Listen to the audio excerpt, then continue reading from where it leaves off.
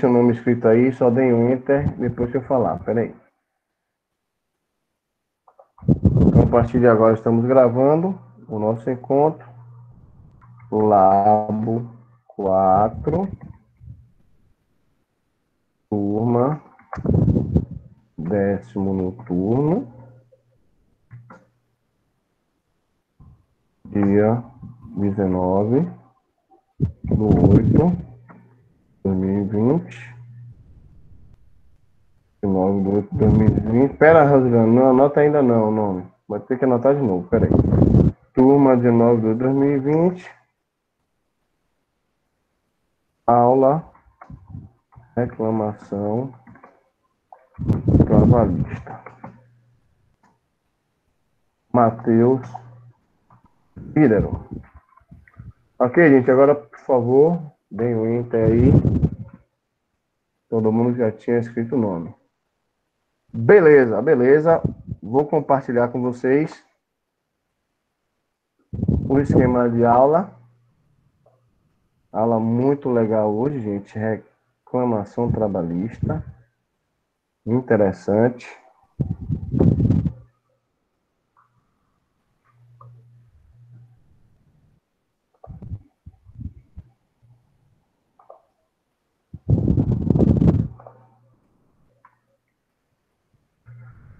Deixa eu só compartilhar a tela aqui com vocês.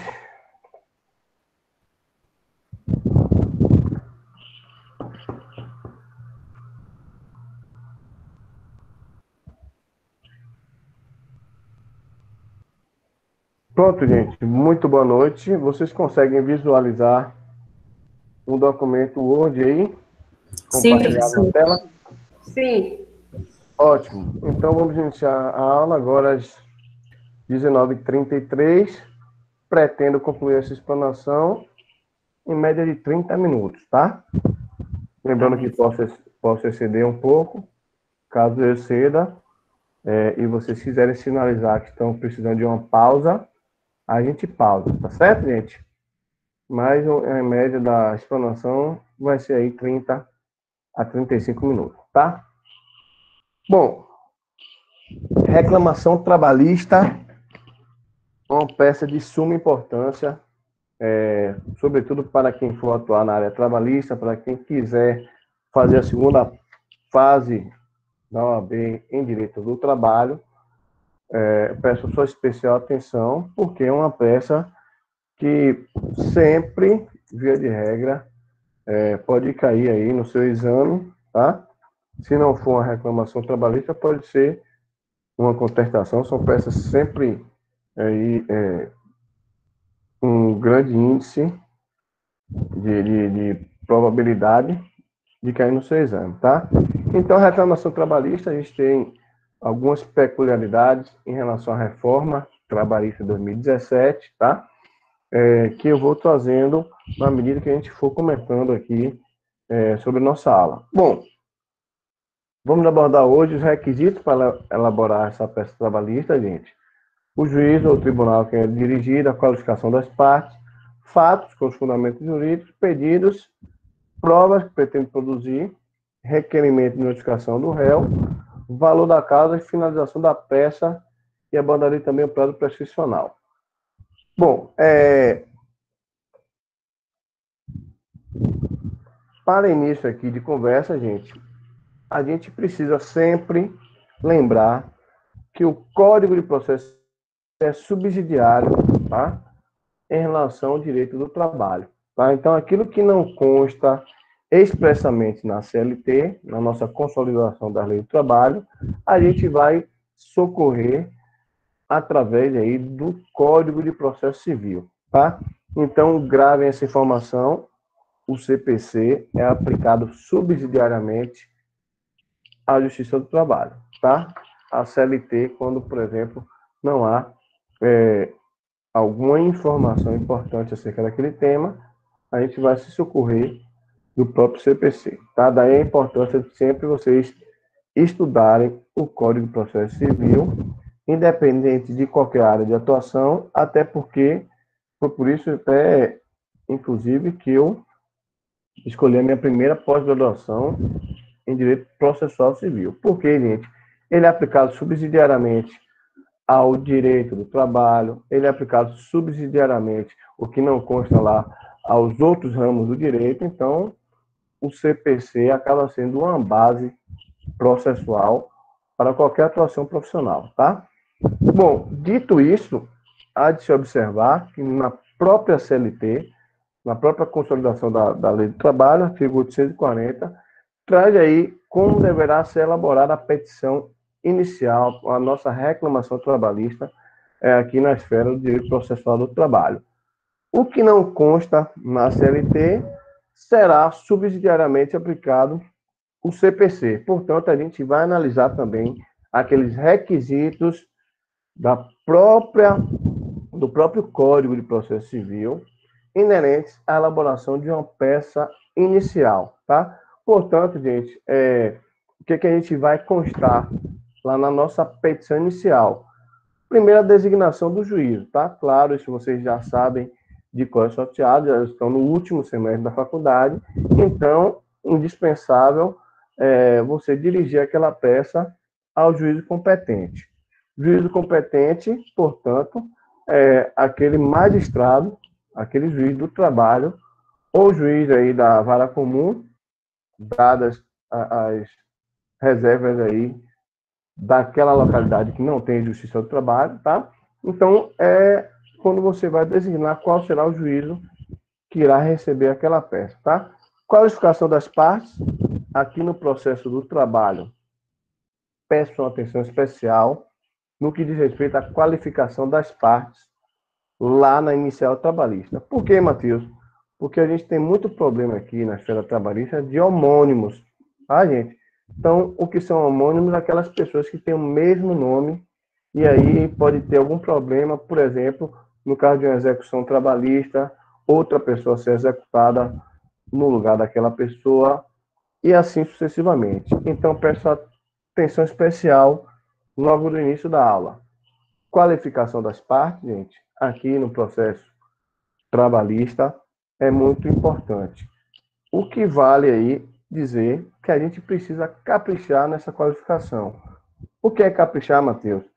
A gente não vai colocar só aqueles dados comuns que a gente sempre coloca nas iniciais de outras esferas aí do direito, de outros ramos do direito, como RG, CPF e etc. Mas como também a gente vai trazer dados complementares, como, por exemplo, filiação, tá, gente?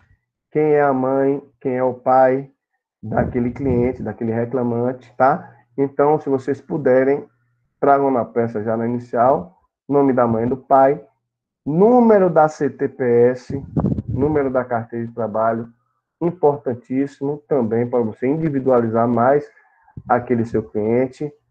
Código do PIS/PASEP, esse código já, inclusive, já tem lá no cartão cidadão ou na carteira de trabalho do seu cliente. Então, número PIS/PASEP também tragam já na inicial e todas as informações que você tiverem que possam individualizar aquele cidadão, tá? Não precisa também exagerar ao ponto de trazer título de eleitor, e etc, etc, tá? Então, os documentos comuns de todas as demais ações, RG, CPF, comprovante de residência, e também, gente, os dados do contrato de trabalho, né?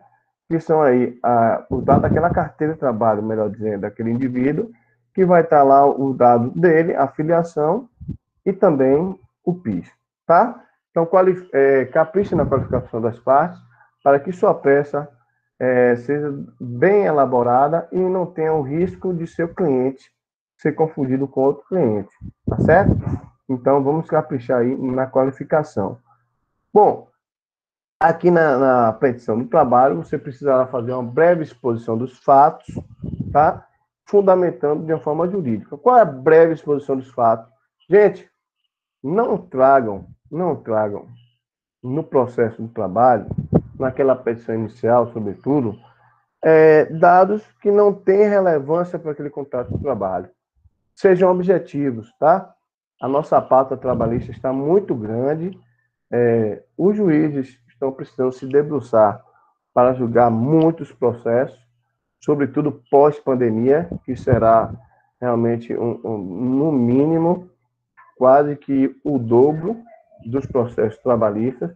Então, gente, vamos ser objetivos nas nossas peças, tá? O que vale dizer, não vale a pena vocês trazerem aqui para os fatos informações que não terão relevância nenhuma com aquele pedido que você está fazendo.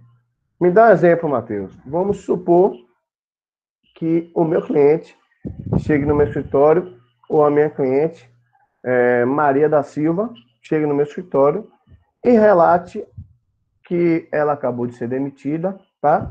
Não foram pagas as verbas rescisórias e ela precisa entrar com ação de reclamação trabalhista, já que já tem mais de 10 dias que a empresa não paga. Certo, eu pergunto para Maria quais foram as verbas que ela deixou de receber e ela me relata, olha, doutor, eu deixei de receber meu FGTS, nunca foi depositado o FGTS, a multa é de 40%, já que eu fui demitido e também não me pagaram, o último salário do mês e férias. Pronto. Olha aqui, FGTS, férias, um terço das férias, que é a gratificação das férias, e o saldo de salário. Bom, esse é o relato da minha cliente, tá? Suponhamos, gente, que ela fala, olha, eu também sofri um assédio moral no trabalho durante aquele vínculo empregatício. O meu chefe ficava me assediando moralmente, diariamente, então me humilhava também, exigia produtividade. Eu digo, você tem como comprovar? Ela fala, não, doutor, não tenho como comprovar e também nem quero pedir isso, só queria relatar que o ambiente de trabalho já não estava bom. Tá certo, gente. Olha a narrativa da minha cliente. Ela disse que não recebeu 4 verbas, tá? 4 ou 5, que eu falei, FGTS, saldo de salário, férias mais um terço. E aí, ela relatou também que sofreu um assédio, mas não tem como provar e não tem nada aí de mágoa e não quer nem mexer com isso. Para que na minha inicial trabalhista eu vou trazer essa informação do assédio moral, gente? Se a gente não vai pleitear isso no final da ação, no final da peça processual, lá nos pedidos a gente não vai requerer pleito indenizatório por assédio moral, tá? Então, a petição inicial, gente, ela vai delimitar a sua ação, tá? É na inicial que você vai dizer até que ponto a empresa vai se defender e até onde o magistrado vai julgar. Se você delimita a ação naquela inicial, vale dizer que nos pedidos você vai fazer com coerência ao que você relatou nos fatos. Lembram? Causa de pedir, pedidos. Então, na causa de pedir, sejam bem objetivos. Tragam apenas os fatos que vão embasar aqueles pedidos. Então, eu trouxe esse exemplo para vocês visualizarem que não precisam falar do suposto assédio moral que essa cliente alegou ter sofrido, se ela mesma não quer pedir e não tem como provar. Então, não adianta nada eu encher. Eu canso de ver petições de colegas trazendo várias situações do ambiente de trabalho que nada tem a ver com aquele processo, que nada tem a ver com os pedidos. Então, você, enquanto advogado ou advogada, acaba atrapalhando o entendimento da sua própria peça, que tem que ser clara, que a gente tem que zelar pelos princípios da oralidade, informalidade e celeridade que norteiam o direito do trabalho, tá? Então, sejam objetivos, exponham nos fatos apenas o que vocês querem fundamentar para pedir. Tá certo, gente? O que não for interessante lá, que vocês não vão pedir, não precisam ficar enchendo a sua petição de informações desnecessárias. Sejamos objetivos nas nossas peças, tá bom? Bom, o pedido do direito do trabalho, sobretudo após a reforma de 2017, reforma trabalhista, o pedido deve ser certo, determinado e com indicação do valor. Acabou, gente, aquela história de pedir danos morais aleatórios, de você pedir danos morais sem justificar o porquê daquele pleito, o que acontecia muito na Justiça do Trabalho, tá? Então, aquele velho jogar o barro na parede para ver se cola. Então, muitos colegas advogados faziam isso. Vou pedir 100 mil reais de dano moral. Se não der, não tem problema. Com a reforma trabalhista, gente, isso mudou. Porque, primeiro, seu pedido precisa ser certo e determinado, o seu pedido. Segundo, já existe agora honorário de sucumbência no direito do trabalho. Então, aquela parte que perde a ação pode ser aí condenada a pagar sucumbência para outra parte, tá? Então, aquelas ações milionárias que a gente via antes de 2017, com pedidos exorbitantes, com a reforma trabalhista, isso acabou. Então, a sua peça precisa ser bem enxuta e você precisa, nos seus pedidos, fazê-lo de forma certa e determinada, com indicação do valor. O que quer dizer isso, Matheus, com indicação do valor? Quer dizer, gente, que eu preciso trazer uma estimativa do valor daquela verba trabalhista que estou pleiteando, tá? Então, eu trouxe o exemplo aqui de Maria da Silva, que não recebeu as suas verbas, e eu alego que não recebeu FGTS, 13º, férias e gratificação de férias, né? Um terço das férias. Bom, eu vou na minha inicial fazer um breve resumo desses cálculos. Então, vou dizer quanto ela tem direito de FGTS, suponhamos que seja lá 5 mil reais de FGTS, suponhamos que o salário dela seja 2 mil reais, então saldo de salário 2 mil reais, e férias 2 mil reais, mais um terço de férias, que seria equivalente ao que 33% desses 2 mil reais, né? Então, daria quanto? 2 mil reais, 600, 33% de 2 mil reais. Pronto. Com isso, eu delimito aí o valor da minha inicial, tá? Seja qual for, antes eu só precisava fazer isso no rito sumaríssimo, agora eu preciso fazer isso em qualquer rito, porque meu pedido precisa ser certo e determinado. Matheus, isso quer dizer que a gente tem que ter expertise em cálculos trabalhistas? Não necessariamente, tá? É bom que vocês tenham noção de cálculo trabalhista, até porque existem ferramentas que podem ser úteis, PJE Calc, etc., e que vão te ajudar nessa somatória aí para você nortear a sua inicial. Já existe uma própria resolução do TST, gente, que diz que aquele pedido não precisa ser idêntico, fiel e bem determinado em relação ao verba que o seu cliente tem direito, tá? Ele pode ser estimado. Então, a reforma trabalhista trouxe a informação que aquele pedido tem que ser certo. E aí os advogados ficaram loucos, tá? Precisando contratar contadores, precisando contratar contabilidade para o seu escritório, porque ao fazer a inicial, a lei trabalhista já exigia que o valor fosse determinado. Como isso deu muito problema, tá? Deu muito problema porque os advogados ficaram loucos ao ajuizarem ações. O próprio TST baixou uma instrução normativa possibilitando, flexibilizando esses cálculos, que seja pelo menos valores estimados e não valores bem acertados, tá?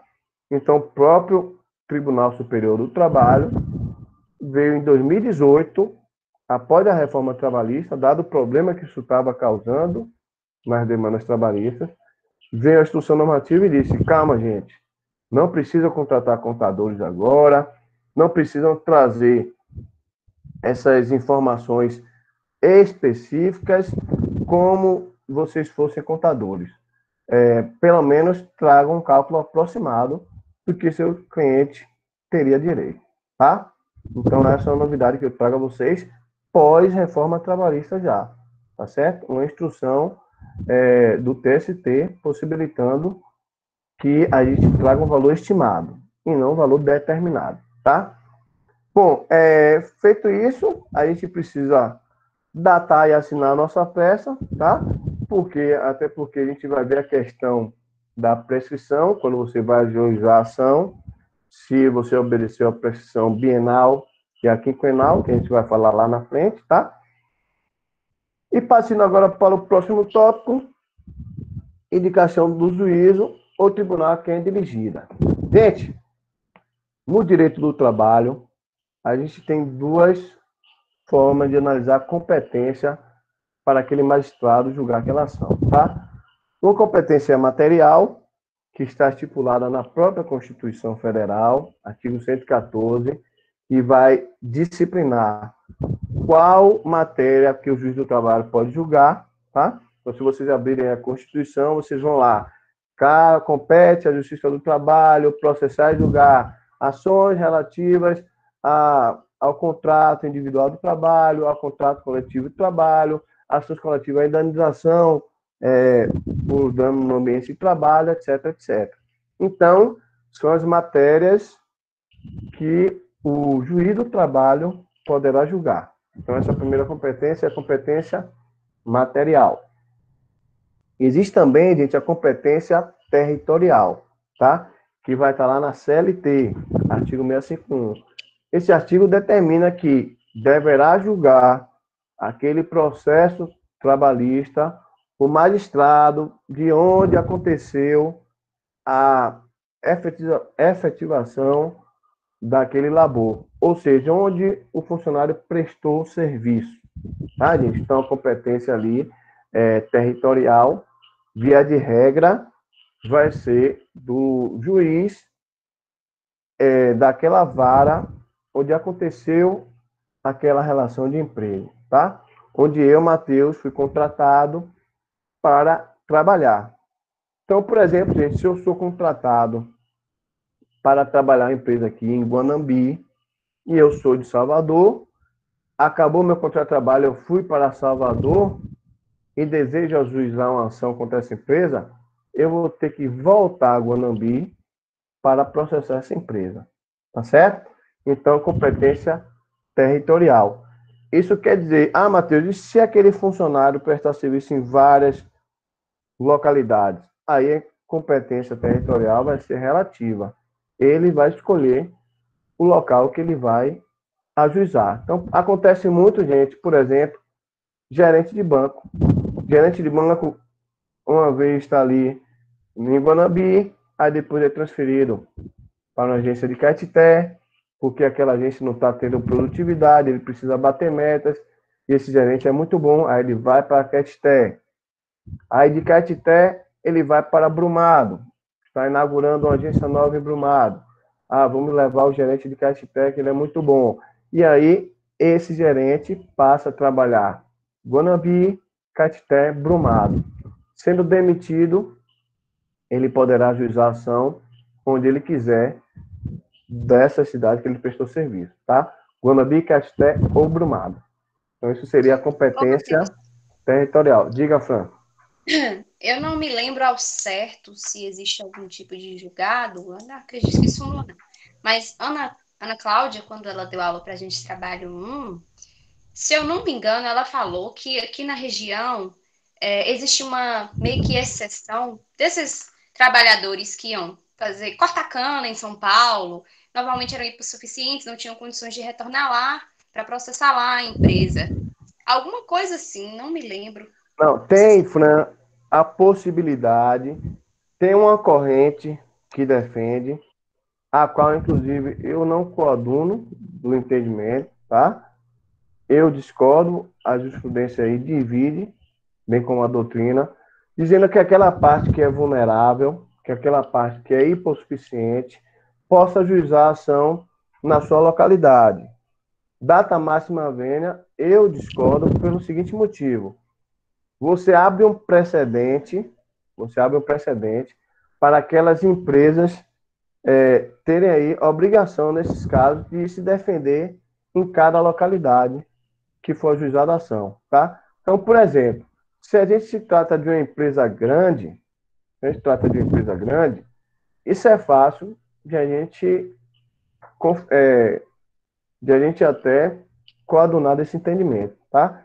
Então, por exemplo, um Bradesco da vida. O rapaz veio aqui, ou então aqui é Eólica Caeté, uma empresa grande. Então, a pessoa vem de São Paulo, é contratada aqui e trabalha aqui, por exemplo, e aí volta para a sua cidade, porque foi demitido, acabou o posto, enfim. Há uma corrente, entendendo que pelo funcionário, pelo trabalhador ser a parte mais vulnerável, ele possa, então, ajuizar essa ação lá, tá? Mas eu coaduno do entendimento que isso seria onerar a empresa e fere aí o princípio da territorialidade da Justiça do Trabalho. Por quê?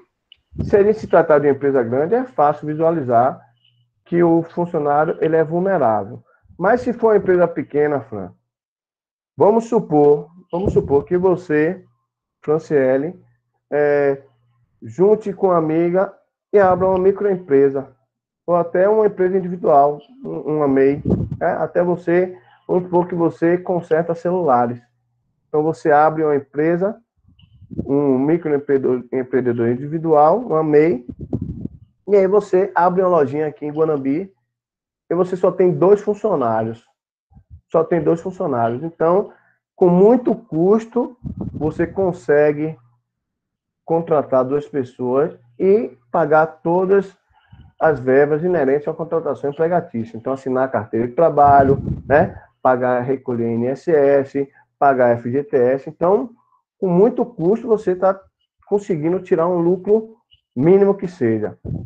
Suponhamos que essa pessoa que você empregou veio de São Paulo, seja vulnerável, uma pessoa pobre, humilde, e aí você acaba demitindo essa pessoa por contenção de despesa mesmo, não tem mais condições. Aí essa pessoa volta lá para São Paulo. Você é de convir que se você defende esse princípio de que o trabalhador, sendo vulnerável, ele possa ajuizar em qualquer lugar, isso vai valer para a empresa grande, tão como para empresas menores. Então, você, Franciele, que se desdobra para ser empreendedora nesse país, com a carga tributária altíssima, ainda vai ter que responder um processo trabalhista lá em São Paulo, porque o vulnerável, o hipossuficiente, ajuizou a ação lá. Então, você há de convir que esse princípio ele pode ser mitigado, mas deve ser observado também em relação a todos os empregadores. Porque se esse princípio é válido para a Eólica Caeté, por exemplo, o mesmo princípio vai ser arguído pelo trabalhador quando a ajuização contra você pequena, um microempresário. E não vai ser justo você ter esse ônus de se defender lá em São Paulo, tendo em vista que você só tentou ajudar um trabalhador aqui. Você entendeu? Então, se o princípio for arguído, ele vai ter que ser arguído para toda a relação empregatícia. O juiz do trabalho não vai dizer, não, essa empresa aqui é vulnerável, essa empresa aqui é rica, pode se defender lá, essa empresa aqui é pequena, não vai poder se defender lá. Então, ele vai relativizar esse direito do trabalhador, quer dizer, o trabalhador seu, que é tão vulnerável quanto o trabalhador que veio do corte de cana, ele vai dizer, pô, eu sou tão pobre quanto, digamos, sejam irmãos. Quer dizer, que para um... Certo, professor. Diga, Matheus. E ainda ia rolar um ferimento aí, a questão da generalidade também, não? Exatamente. Entendeu? Seria, para você vai ser assim, para você vai ser assim. Princípio da isonomia, então outros princípios vão ser aí ofendidos com isso. Então, Fran, existe essa corrente, tá? Mas aí eu defendo a corrente de que se o empregador não foi vulnerável para vir aqui receber o salário e trabalhar, porque ele vai ter que ser vulnerável na hora de receber a verba trabalhista, por exemplo. Entendeu? Quer dizer, para ele foi atraente quando ele estava recebendo. Para ele foi interessante vir para cá, para ser empregado e para prestar serviço aqui. Agora, na hora de ajuização, ele diga, não, vem a empresa aqui se defender. Eu acho injusto, tá? Analisando a possibilidade de empresas pequenas terem que precisar se defender em outras comarcas. Se a gente falar de um lugar perto, tudo bem, aqui em Guanambi, Caeté. Agora, se a gente falar de São Paulo, Rio de Janeiro, tá?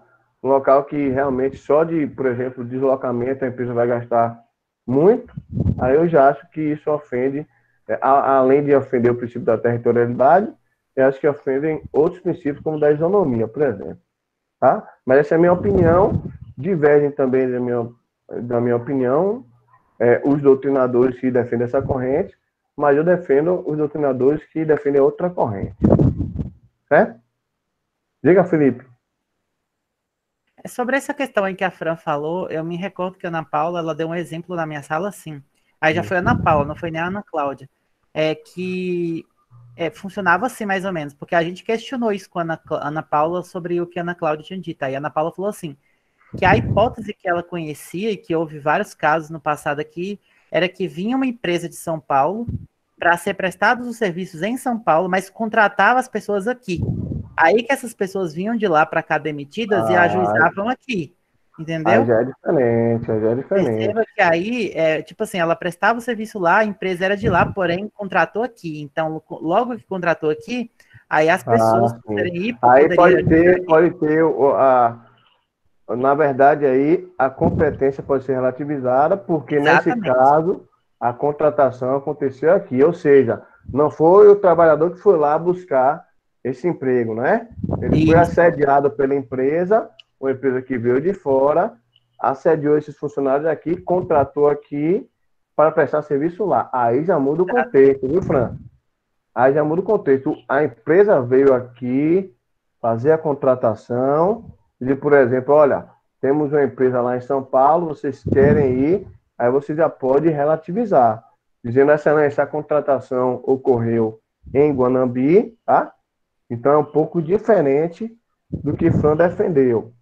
Então aí já entra mais, Fran, aí eu já coaduno do entendimento que o trabalhador, nesse caso, ele foi assediado até a se mudar, a prestar serviço, foi prometido para ele mundos e fundos, então a empresa se deslocou até a cidade dele, olha como é diferente, entendeu, Lipe? A empresa se deslocou até aqui, prometeu emprego, então a contratação aconteceu em Guanambi, e aí esses funcionários foram assediados a viajarem, a irem trabalhar. Aí sim, Fran, ele pode arguir na sua inicial a excelência, embora o princípio territorial determine que o local da prestação de serviço deve ser aí o juízo competente para julgar a matéria trabalhista, há de se observar que a contratação, portanto, gente, o contrato de trabalho se iniciou lá em Guanambi. Olha que diferença, Fran. Visualizou? Então, o contrato de trabalho, excelência, foi realizado em Guanambi, a entrevista ocorreu lá, então pode-se entender que a contratação iniciou desde lá, embora o trabalhador iniciou a seu labor, a sua função em São Paulo. Entendeu, Fran, a diferença?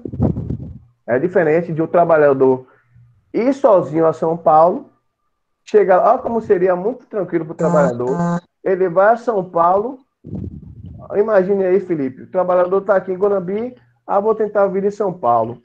Chega lá em São Paulo, distribui currículo, é contratado, começa a trabalhar em São Paulo. Acabou o contrato, foi demitido, volta para Guanambi e chega, sou hipossuficiente. Vou ajuizar a ação aqui em Guanambi. Pô, aí não é justo com a empresa. Tá certo, gente? Então, o exemplo de Felipe foi diferente do exemplo de Fran. Então, no exemplo de Fran, eu defendi a hipótese de que o princípio aí da territorialidade deve prevalecer. Já no exemplo de Felipe, é diferente, tá? Aí eu defendo a hipossuficiência do trabalhador que foi assediado, onde ele morava, a contratação ocorreu aqui, então o contrato de trabalho iniciou já aqui, tá, gente? Então é diferente, tá? Preciso que vocês entendam essa diferença. Bom, onde é que eu estava aqui? Identificação do juiz, então, vai ser a competência, vão ser essas duas, tá? Territorial ou material. Tá certo, gente? Bom, qualificação das partes, já falei para vocês a importância, então posso pular esse tópico. Ô, professor, ainda aquela questão de que não sei se ainda é válido sobre o local que não tiver justiça do trabalho, aí o juiz competente vai Boa ser o pergunta, Lico. Boa pergunta. Gente, subsidiariamente, eu esqueci de tocar nesse ponto, ó. Obrigado, Felipe. Subsidiariamente, a justiça comum, tá? A justiça comum, o trabalhador pode optar por ajuizar a ação na justiça comum, onde não tem vara do trabalho, tá? Por exemplo, Caeté não tem vara do trabalho. O trabalhador poderá ajuizar a ação trabalhista lá na justiça comum, tá? De Caeté, ou ele pode optar pela justiça do trabalho mais próxima, que seria Guanambi. Então, a localidade que não tem a justiça do trabalho vai ser competente o juízo comum, tá? O juízo estadual vai julgar a relação trabalhista. Como vai ficar determinado isso, professor?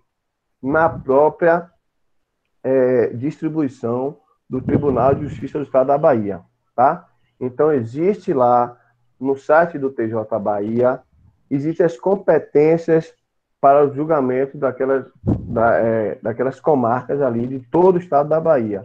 Lembra, Frank, uma vez vocês imprimiram para a gente lá os estagiários, mas em relação às comarcas ali estaduais, existe mesmo no próprio TJ também tem competência da Justiça, do Tribunal de Justiça em relação aos processos trabalhistas. Aí vão ter lá as comarcas que aqueles juízes podem julgar processos trabalhistas.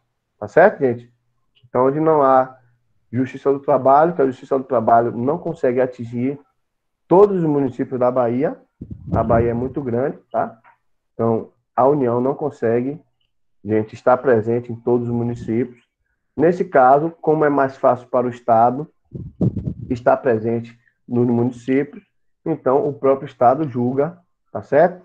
Isso é uma competência aí subsidiária da Justiça Estadual nas relações de emprego, tá certo? Bom, os fatos, eu já disse a vocês também, posso pular esse tópico, que devem ser precisos, objetivos, gente, e bem resumidos, tá? Não enchem a inicial de informações desnecessárias. Como eu falei para vocês, façam uma relação, uma conexão do que está sendo pedido com o que está sendo relatado nos fatos, tá certo? Não tragam, por exemplo, informação que vocês não vão pedir. Vocês só vão encher o processo de informação desnecessária, tá? Pedidos e suas especificações. Com a reforma trabalhista, portanto, o pedido na Justiça do Trabalho deve ser certo e determinado. Como eu falei para vocês, a gente acabou aquele pedido genérico, tá? Então, seu pedido precisa ser certo, até para que a empresa tenha possibilidade de se defender. Senão, aquela sua petição pode ser inepta, tá? Então, a petição inepta é aquela que, inclusive, a parte ré não conseguirá se defender, tá? Então, observem que toda a petição trabalhista, agora, ela precisa ser bem específica.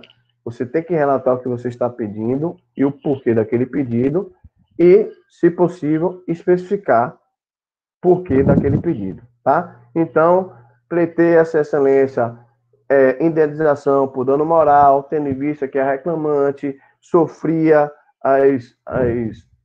os danos morais específicos, conforme estipulado aí nos fatos, tá?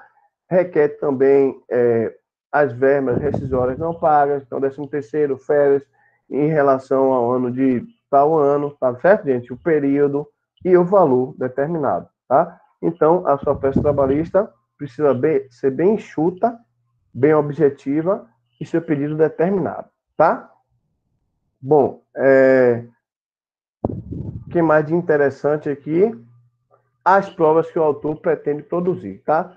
O reclamante, gente, já na inicial trabalhista, ele deve dizer o que ele pretenderá produzir na fase instrutória, tá? Então, se for ouvir testemunhas, excelência pugna pela apresentação de testemunha, pugna pela produção de prova pericial. Então, digamos que seja uma relação trabalhista em que você pleiteia aí verba de vamos supor, adicional de insalubridade.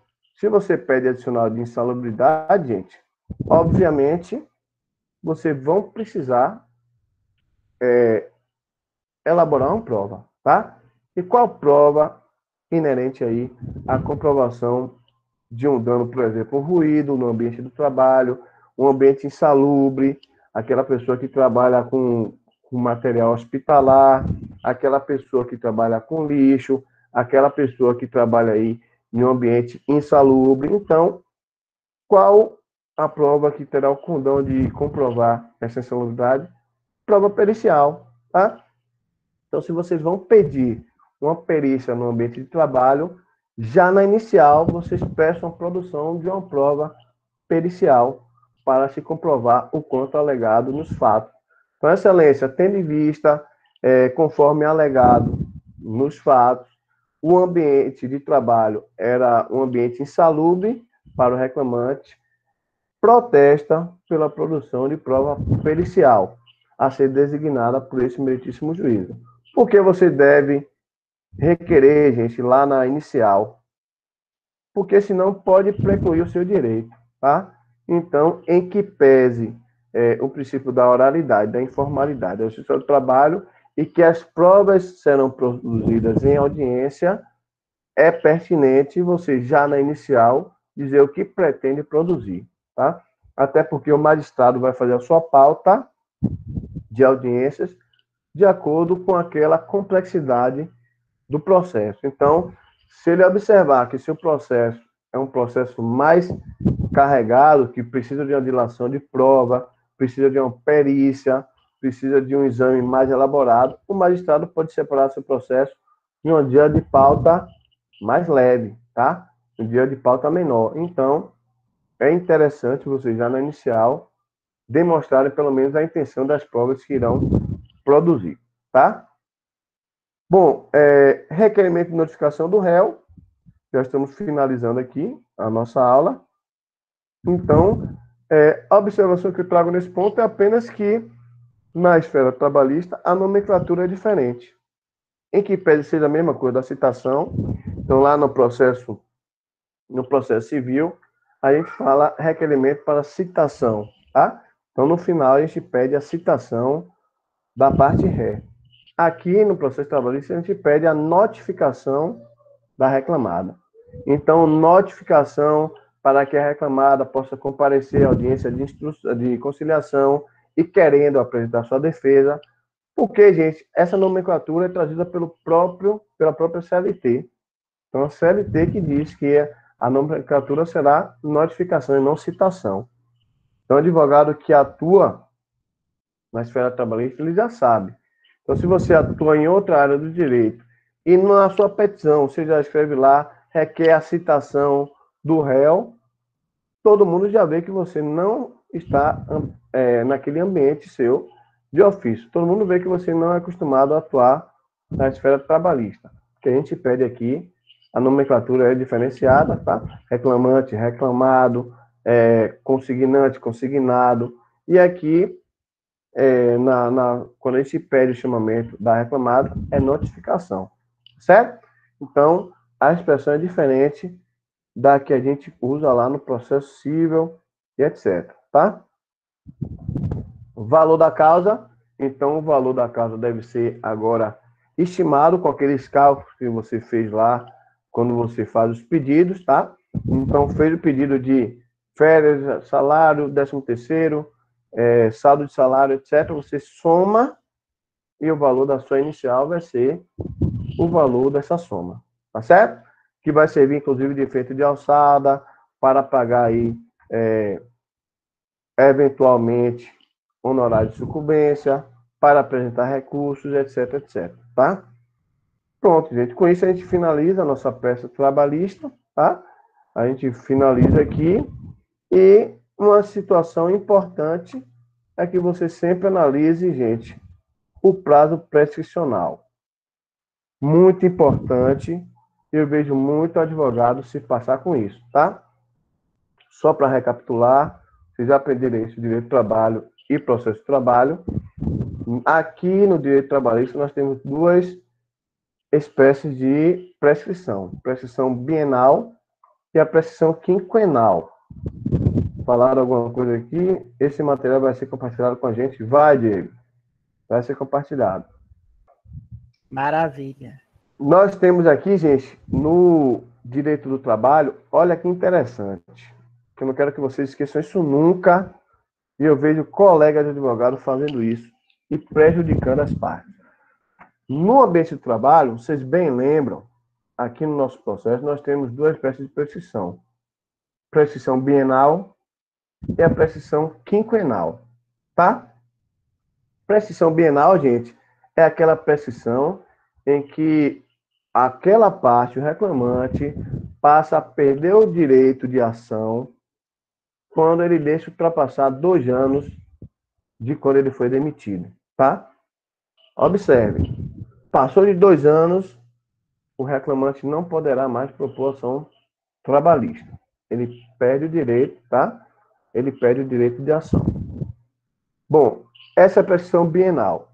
A prescrição quinquenal é aquela prescrição que diz que aquele trabalhador só vai ter direito de pleitear os últimos 5 anos da sua atividade laborativa, do seu contrato de trabalho. Então, passou de 5 anos para trás, ele já não pode mais pleitear. Exemplo, Matheus. O cidadão trabalhou 10 anos na empresa. Trabalhou 10 anos, foi contratado para trabalhar 8 horas por dia, mas trabalhava 10 horas por dia. Ora, gente, ele tem direito a 2 horas extras por dia. 2 horas extras por dia dá um bom dinheiro, tá? Mas suponhamos que ele venha a ser demitido, entre com ação trabalhista, em que pese ele trabalhou na empresa 10 anos, ele só vai poder reclamar os últimos 5 anos. O FGTS tinha a possibilidade da prescrição trintenária. Então, o trabalhador podia reclamar os últimos 30 anos do não depósito, por exemplo, do seu FGTS. Também reduziu para 5. Para mim, foi uma grande perda da classe trabalhadora, tá? Então, o FGTS, que era trintenária a prescrição, passou a ser também a prescrição quinquenal. Então, grande perda. Então, o que vale dizer?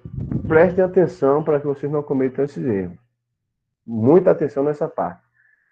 Tem advogado, quem recebe o cliente no seu escritório, e fala assim, o cliente fala, doutor, então, por exemplo, quem está na minha tela aqui agora, Pedro Ian. Pedro Ian é advogado, Pedro Ian o cliente chega no escritório de Pedro Ian e fala assim, doutor Pedro, eu acabei de ser demitido, tá? Hoje, dia 19 de agosto de 2020, eu acabei de ser demitido. E eu quero propor uma ação trabalhista contra essa empresa, porque eu tinha horas extras, a empresa nunca me pagou, tá? Meu salário era de R$2.000, fui contratado para trabalhar 8 horas por dia, trabalhava 10, e não tinha nem horário de almoço. Então, 10 horas por dia, 2 horas a mais por dia. Vejam só, gente, um cálculo simples que eu vou fazer com vocês, para vocês visualizarem a perda do direito do cliente. Então, o cliente fala para Pedro, doutor Pedro, tem como o senhor entrar com essa ação para mim? Pedro fala, tudo bem, assina aqui a procuração, me dá seus documentos, que eu vou dar entrada na sua ação. O cliente sai do escritório de Pedro, aí Pedro fala assim, foi demitido hoje, tenho 2 anos ainda de prescrição bienal para ajuizar essa ação. Não precisa dessa urgência toda. Vou fazer o seguinte, tem um bocado de processo meu aqui acumulado, vou deixar esse por último. Aí pega o cliente. Diga, Catiúcia. A colega Stephanie está tentando entrar, pediu para você aceitar. Já aceitei, não tem pedido nenhum aqui, não. Ela acabou de me falar aqui no WhatsApp. Pede para ela pedir de novo, que aqui não tem pedido. Tá. Não tem pedido, tá certo? Ok. Estava onde mesmo, gente? Prescrição bienal, professor. Prescrição bienal. Aí o cliente fala, aí Pedro fala assim, Ah, 2 anos ainda, eu não vou ajuizar essa ação agora, não. Vou deixar para depois, porque eu tenho muito processo para fazer. E aí, deixa ele para o fim da fila, começa a fazer outras petições. Passa 1 mês, 2 meses, 1 ano. Aí no segundo ano, o Pedro fala, ih, rapaz, a ação de João prescreve no mês 8. Vou dar entrada hoje, logo no mês 7, para não ter problema com ele de prescrição. E aí dá entrada dentro do prazo da prescrição bienal. Não perdeu o prazo, né, gente? E dá entrada na ação. Mas o cliente havia relatado para Pedro que trabalhou 5 anos na empresa. Gente, 5 anos a R$ 2 por dia de hora extra. Vou fazer um cálculo simples com vocês aqui, básico, cálculo grosseiro, sem fazer, então, reflexo de final de semana remunerado, nem reflexo da hora extra no salário, nem nada disso. Então, vou fazer um cálculo simples, tá? Eu disse que o salário dele é R$ 2.000. R$ 2.000. Como é que a gente calcula, gente? O valor da hora do trabalhador, a gente divide por 220, tá? Que são as horas do mês, a gente vai ter o valor da hora. A Stephanie entrou aqui agora, parece. A gente vai ter o valor da hora do trabalhador, tá? Então, R$ 2.000 o salário dele, dividido por 220. Dividido por 220. Olha que diferença, olha que prejuízo do Dr. Pedro que é dado desse cliente.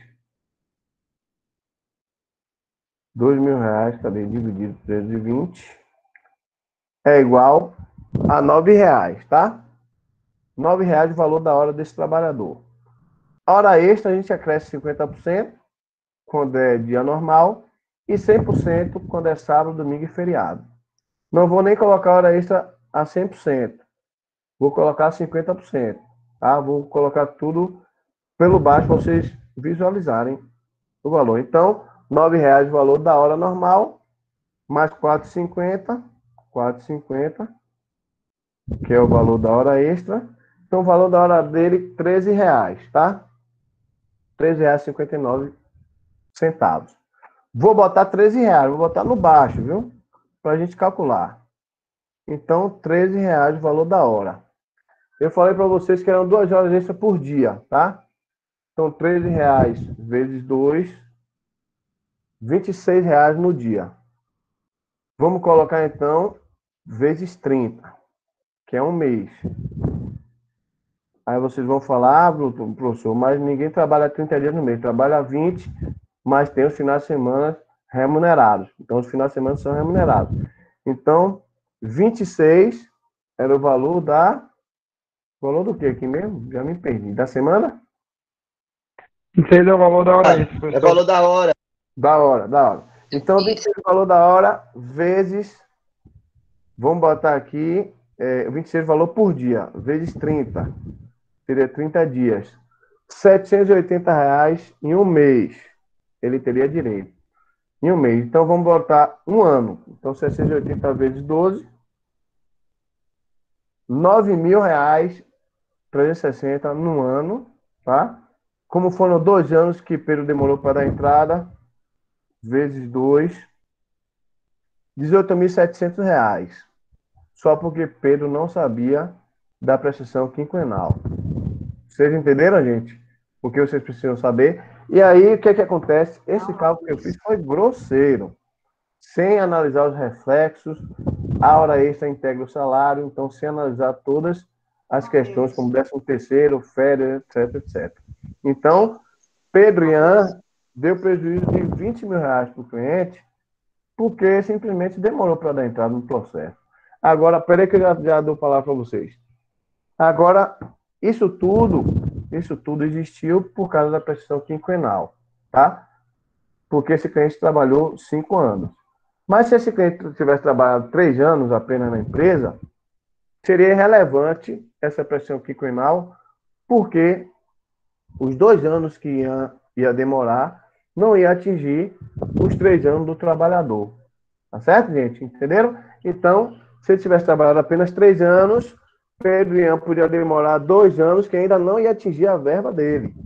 Então, a prescrição quinquenal não ia influenciar em uma relação trabalhista pequena, de 3 anos apenas. Então, qual a minha recomendação? Se o seu cliente tem mais de 3 anos na empresa, cuidado com prescrição quinquenal. Se tem menos de 3 anos, só analisem a bienal, tá? Então, se tem mais de 3, analisem a quinquenal e a bienal. Agora eu abro para perguntas, que eu já finalizei a explanação da aula, espero que vocês tenham compreendido, tá? A Adeline está franzindo a testa assim, não sei. Nossa, Entendeu, Adeline? Não, essa parte da prescrição aí, quem é que vai pagar os 18 mil, os sei lá quantos mil, acho que 18 pouco? Não, ninguém vai pagar. Seria o prejuízo que Ele perdeu, cara. ele perdeu, porque Ian demorou de dar entrada no processo. Entendeu? Aí perdeu de receber, o cliente perdeu de receber isso. Isso, exatamente. Porque Ian demorou de dar entrada no processo, nesse exemplo. Entendeu? Entendi. A cara de Ian fazer isso. Cara, Ian. Olha, não foi nada feito, não. Demora até de Cara, acordar, não, imagina de processar. Hein, Matheus? Professor, Oi. não tem como entrar contra uma ação regressiva contra o advogado, não, por ter sido erro do advogado? Sim, existe uma coisa chamada Não foi eu, responsabilidade não. civil, responsabilidade civil do advogado, Cleiton, que abarca não só isso, mas também perda de prazo, outros erros de advogado também, que vocês podem ser responsabilizados por conta disso, tá? Então, eu preciso que vocês conheçam essas peculiaridades trabalhistas, porque tem advogados atuando que não conhecem, entendeu? E causam prejuízo à lei, Entendi. às vezes não é nem maldade, gente. É desconhecimento. É? Quando Entendeu, você gente? Matheus, que você falou dessa prescrição, eu tinha imaginado que o trabalhador, o empregado, no caso, só teria direito para pleitear os últimos 5 anos de trabalho dele. Sim. Eu Os também últimos- pensava isso. Os últimos 5 anos da relação empregatícia dele. O reclamante, né? Isso. É isso mesmo. É isso Mas ele mesmo. tem direito a cobrar os últimos 5 anos mesmo, né? Ele tem direito a cobrar os últimos 5 anos. Eu disse que a prescrição quinquenal, ela pode ser influenciada quando você demora de dar entrada, então ele vai perdendo direito. Porque, Fran, observe, os 5 anos do trabalho dele, mas ele vai contar os últimos 5 anos do ajuizamento da ação. Entendeu? Então, por exemplo, se o cliente demora 2 anos para dar entrada, ele não vai reclamar dos últimos 5 anos do trabalho dele, porque ele já deixou passar 2. Então, a prescrição quinquenal, seu cliente começa a perder o direito trabalhista dele cada tempo, cada dia que vai passando. Então, se ele tem 5 anos de trabalho, vamos supor, por exemplo, que eu trouxe aqui de Ian, o cliente de Ian tinha 5 anos na empresa. Se ele demorar 2 anos para dar entrada, ele já perde 2 para trás. Você entendeu? Ele só vai poder Aí ele só vai poder reclamar os últimos 3. Professor, os 5 anos começa a contar a partir de quando? Quando ele é demitido? A partir do momento que ele vai dar entrada na ação, ele conta 5 anos para trás. Ele vai poder reclamar daquela data para trás 5 Então, anos. quando entra a ação. Oi? Então, quando entra com a ação. Quando entra com a ação. A prescrição quinquenal, você analisa dali para trás. E a prescrição bienal, você analisa da ruptura do contrato de trabalho, da rescisão contratual para frente. Essa é a diferença das duas prescrições. A bienal é do fim do vínculo empregatício para frente, e a quinquenal é do ajuizamento da ação para trás. Se eu tivesse um quadro aqui, eu sinalizava para vocês o lapso temporal, tá? Então, vou ver se eu consigo fazer aqui. Observem, gente, ó, prescrição bienal. Todo mundo tá lendo aqui? Tá vendo? Sim. Bienal. Bienal, então, vamos contar fim do vínculo para frente. Então, fim do vínculo para frente. Como é que bota para frente aqui? Fim do vínculo. Estou improvisando aqui, viu, gente? Fim do vínculo para frente. Cadê aquele sinal do para frente aqui? Onde é que fica aqui mesmo? Aqui. Fim do vínculo para frente. Aleluia. Achei. Fim do vínculo para frente. Então, se ele terminou aqui, ó, gente, hoje, 19/8, aqui é direito do trabalho, viu? Não era nem minha matéria, não, porque isso aqui é prática do trabalho, mas vou ajudar vocês. É direito do trabalho, ó. Fim do vínculo, 12/8/2020. Funcionário tem para dar entrada até o dia 18/8/2022. Ué, Ei? mas eu não pleiteou, não foi nesse prazo? Eu ainda não entendi isso, Diana. Ah, mas vai entender agora. Vai entender É, agora. professor. Você está juntando o bienal com o quinquenal. Diga. É porque, no caso, exemplo, o funcionário tem 8 anos de empresa. Dos Sim. 8 anos de empresa, se ele for mover a ação hoje, só vai pegar 5. Os 3 anos já estão prescritos.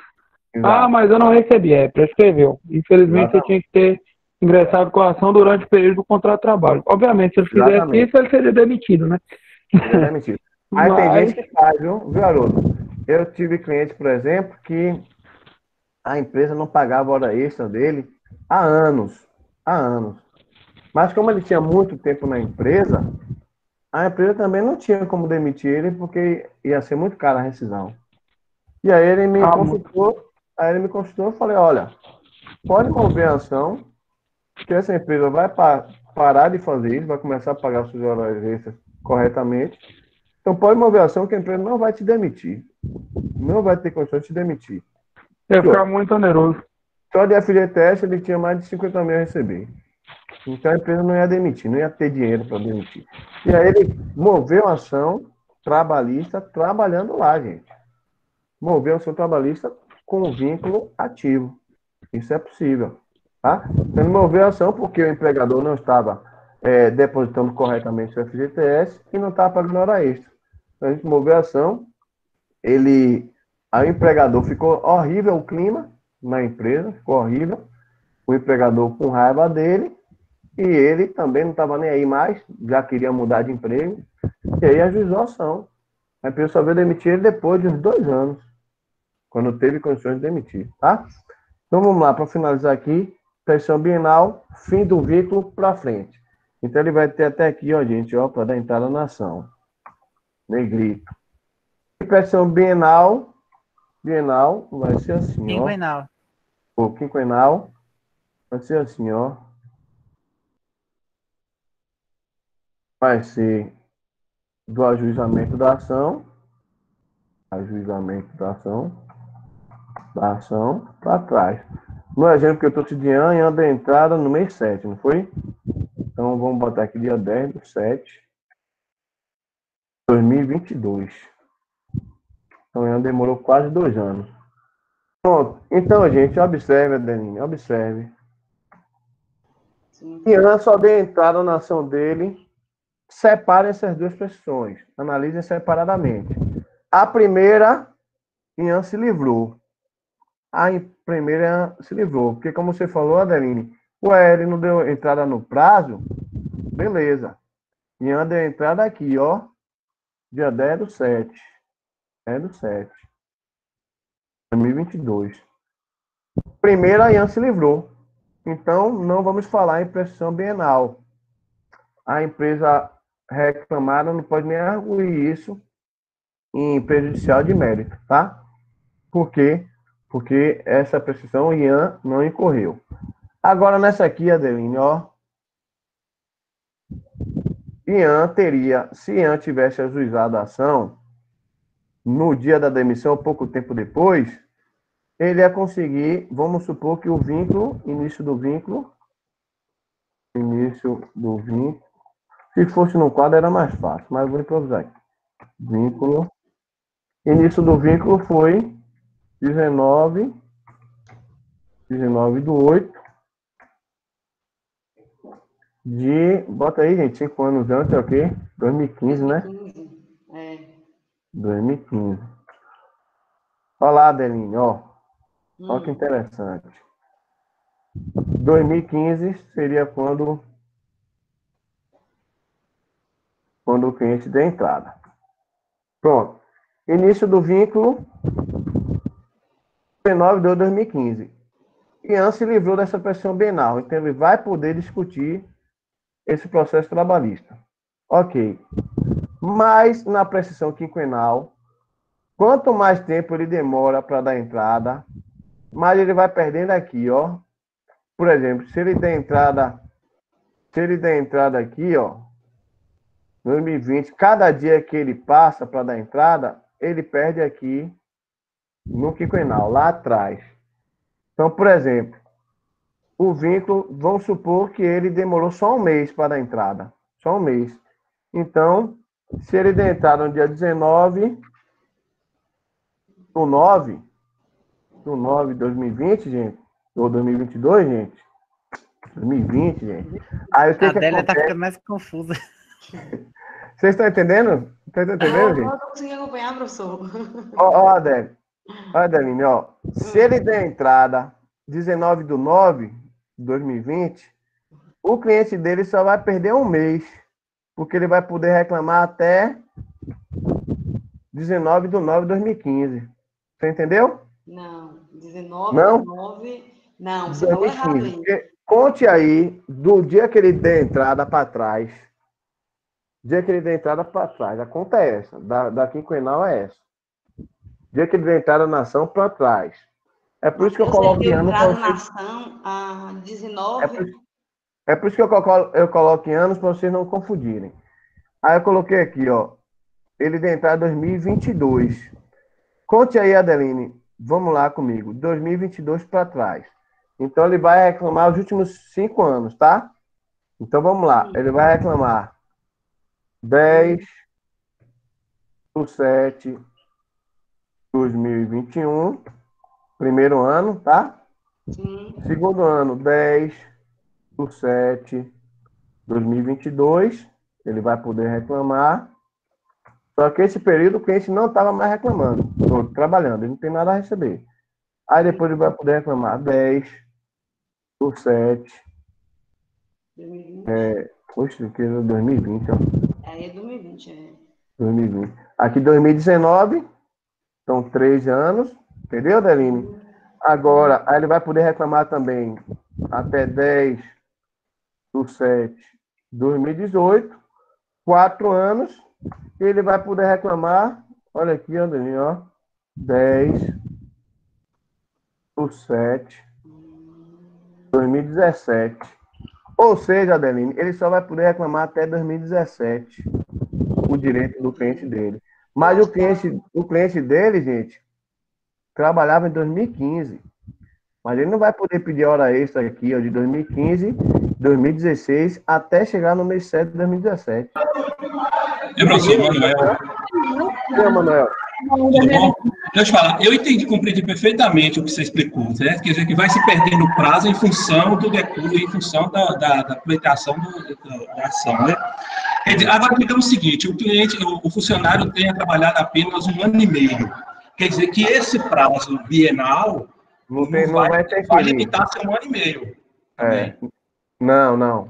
Prazo bienal é separado. Prazo bienal é para entrar. Eu sei, mas o que você adiantaria ter 6 meses a mais se ele trabalhou 1 mês? Já extinguiu o direito dele só com 1 ano e meio? Não. Não, é isso que eu estou dizendo. Ele trabalhou 1 ano e meio. Ele trabalhou 1 ano e meio. Extinguiu o contrato de trabalho, certo? Aí ele tem 2 anos para entrar com ação. Exatamente. Vai pleitear o quê? Se ele chegar lá, por exemplo, passado 1 ano e 6 meses, 1 ano e 8 meses, aí ele vier pleitear, não existe mais o direito? Não, porque aí existe o direito, porque você está começando a debitar 1 ano e meio, logo os últimos 1 ano e meio. E você começa lá atrás a debitar os 5 anos. Então, primeiro 5 anos, depois 4, depois 3, depois 2, depois 1, depois nada. Não é isso que eu estou dizendo. Eu estou dizendo o seguinte, que o contrato de trabalho dele seja menor que o prazo bienal. Sim. Aí, ainda que ele tenha prazo bienal para ingressar com a ação, já não existe o direito mais. Porque, digamos que ele entre com a ação com 19º mês. Quer dizer, o 1 ano e meio dele, os 18 meses dele, já extinguiu o direito.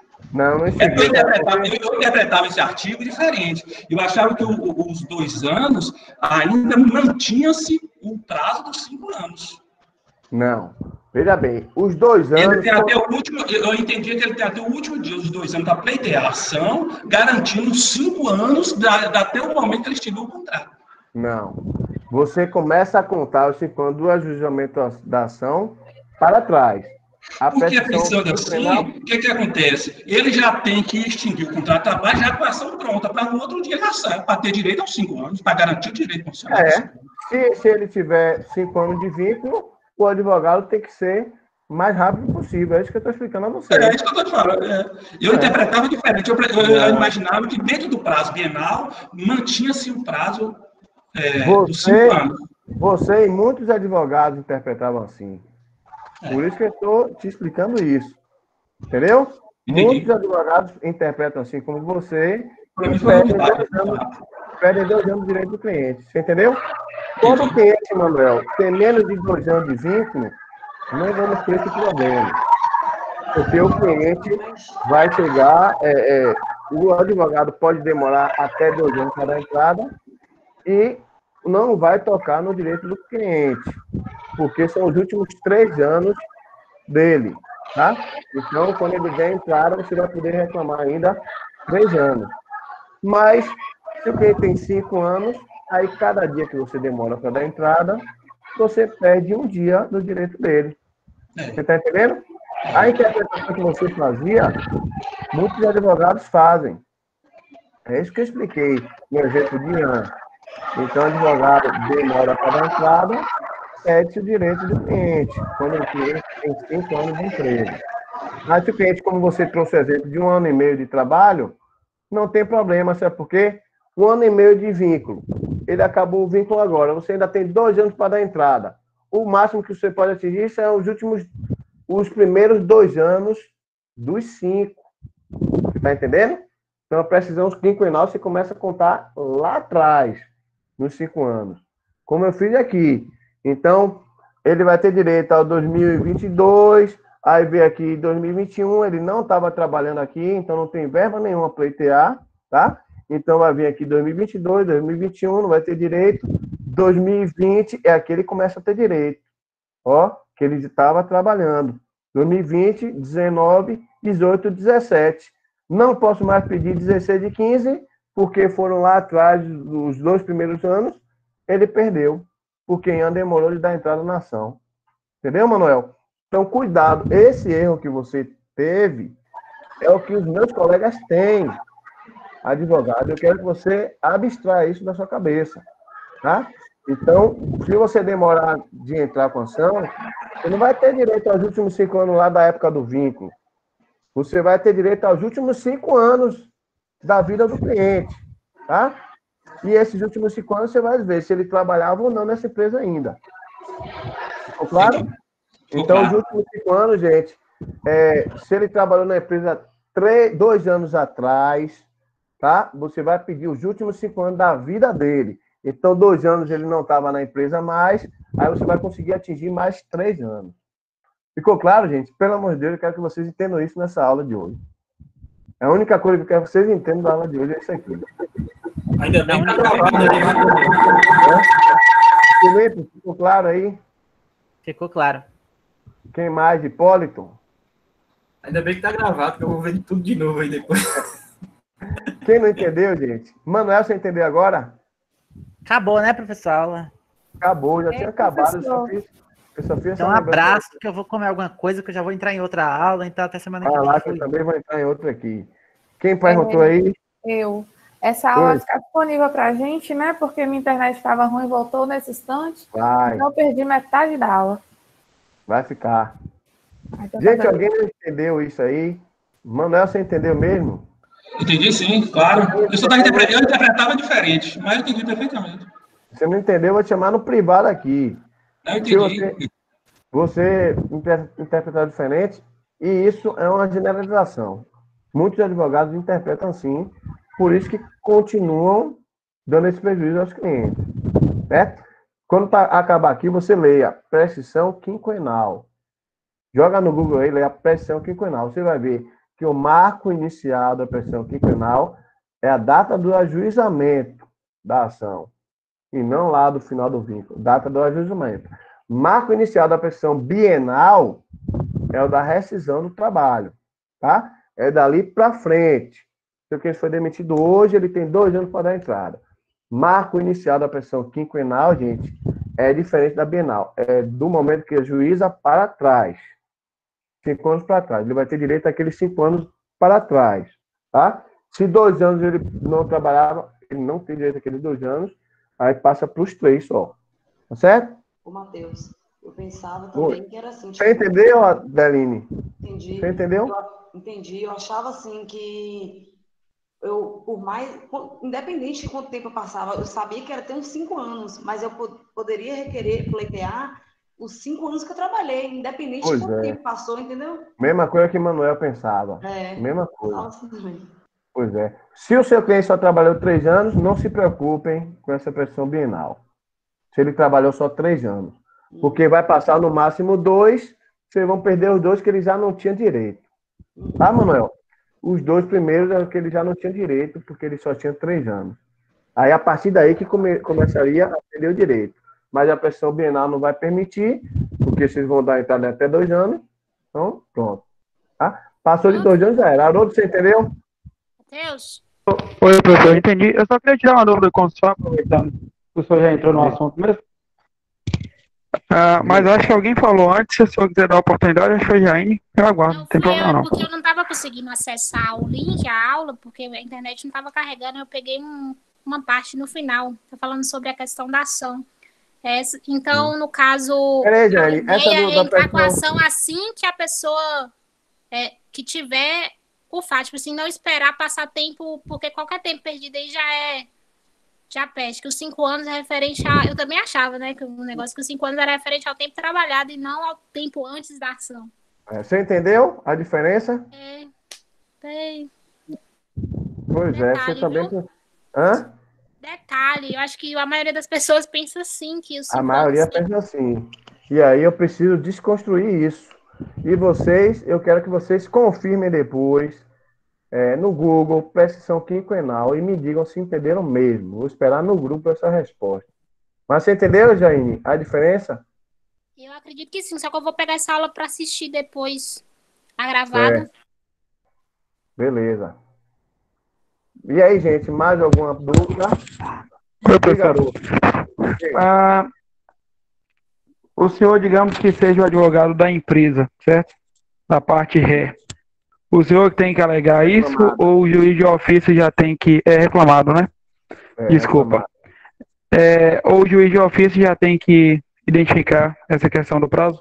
Prescrição é matéria de ordem pública, então o magistrado de ofício pode arguir. Mas você, como advogado da empresa reclamada, não vai deixar de arguir isso, né? Até porque é uma matéria de defesa. E não é preliminar, lembro vocês, é uma prejudicial de mérito, tá? Porque prescrição, o juiz julga o mérito, então a parte não vai poder ajuizar uma nova ação. Então a gente vai dar aula aqui de contestação trabalhista e eu vou falar, Haroldo, no momento oportuno, sobre a prescrição trabalhista e sobre a prejudicial de mérito, tá? Prescrição é uma prejudicial de mérito. Mas você tem sim que arguir, mas o juiz, ao analisar a questão, se o advogado da empresa não observou, o juiz pode declarar o processo extinto com resolução do mérito, tendo em vista que o reclamante demorou mais de 2 anos para ajuizar a ação, tá? Então, prescrição é uma matéria de ordem pública, tá, Haroldo? Mas você como advogado da empresa, eu vou te ensinar aqui a fazer, sim, essa discussão na contestação como prejudicial de mérito. Dica, Jaine. É porque não teve ainda, né, na aula de processo de trabalho e tal, sobre a questão do Ministério Público do Trabalho, porque eu fico, como secretária do Ministério Público, imaginando como seria essa atuação do Ministério Público do Trabalho nessa esfera. Porque eu nunca tive uma noção muito prática de como é realmente que o Ministério Público do Trabalho atua. Porque quando eu vejo os assuntos de direito do trabalho, eu não consigo enxergar o Ministério Público atuante naquilo ali diretamente. Eu sempre, às vezes, eu assisto audiência, aí sempre tem ali as partes, eu nunca vejo onde é que está o Ministério Público nessa história. Então, eu vou te dizer agora onde está o Ministério Público do Trabalho. Suponhamos, Jaine, que uma determinada empresa esteja colocando seus funcionários em risco. Por exemplo, não dando equipamento de proteção individual. Suponhamos que seja uma empresa de coleta de lixo, tá? E coloca para os seus funcionários trabalharem, não dão máscara, não dão equipamento de proteção individual, então ambiente insalubre, e aquele indivíduo exposto a toda aí possibilidade de adquirir doenças, etc, etc. O Ministério Público do Trabalho, ele vai notificar a empresa e poderá propor uma ação coletiva, tá? Ou uma ação individual, defendendo qualquer um dos interesses daquela empresa, tá? Então, o Ministério Público do Trabalho age, por exemplo, atuando em alguma irregularidade cometida pela empresa. No exemplo que eu Caso trouxe... aí é mais uma tutela de interesses difusos e coletivos. É basicamente o que o próprio Ministério Público Estadual faria. Eu queria ver se tinha alguma aplicação específica na área trabalhista em que o Ministério Público teria uma função. Sim, nas relações do trabalho. Nas relações do trabalho. Mas aí é por área, então, a especificação, né? Tipo, a criação do órgão é só para facilitar, não existe uma função específica, tipo assim, existe tal... Não, ele vai defender os interesses coletivos nas relações trabalhistas. Entendeu? Então, diferente do Ministério Público Estadual, que é interesse difuso e coletivo em outras áreas. Então, o Ministério Público do Trabalho nas ações trabalhistas, nos contratos de trabalho. Tá? Então, aquelas empresas que ofendem o trabalhador no ramo do contrato de trabalho, aí o Ministério Público vai ter interesse processual. Professor Matheus? Oi. Desculpa te interromper, mas é porque nós temos aula agora 9 horas. Pode continuar, mas é porque a gente precisa comer. Então eu vou sair aqui, tá? Pode continuar aí com os colegas, é só para não ficar chato. Acho que uns vão acabar saindo, tá? Vou dar aula agora. Eu tô indo com o Fran também, viu, professor? Obrigadão aí. Você conseguiu entender aí? Eu consegui. A questão da distinção quinquenal. Na verdade, não era uma dúvida para mim, não, mas essa diferenciação para a peça, para a peça até que você estava ensinando, é extremamente importante, porque gera confusão mesmo, principalmente em sede de cálculo, né? Exatamente. Então, você sabia dessa expressão quinquenal, né? Você sabia que era assim a contagem. Ótimo. Sim. Eu quero que as outras pessoas, gente, façam pesquisa e me falem lá no grupo, viu? Manuel, etc, etc. Adeline. Eu vou saindo aqui também, tá, Matheus? Que eu tenho aula. Eu vou ter aula agora. Um abraço para vocês, até a próxima, se Deus quiser. Ei, professor, deixa eu falar com o senhor. Eu tô saindo que eu tenho aula de municipal, mas eu não botei meu nome no chat, não, viu? Porque eu não vi, eu fiquei esperando. Aí eu esperei só. Ok. Eu vou ali que Menina Jerusa já mandou o link ali no grupo. Até mais. E rapaz, tem que mandar o meu. Valeu, gente. Um abraço. Valeu. Tchau, professor. Tchau, até mais. Valeu, professor. Um abraço. Valeu, gente. Um abraço. Professor, valeu. Boa noite. Valeu, boa noite, Haroldo. Boa noite, professor. Boa noite, Luísa. Ô, Luísa? Não, é Tati. Foi? Oi. Apareceu o Luiz aqui. Boa noite, Pote. Boa noite, Jato. Boa noite, gente. Até a próxima. Parar aqui a gravação.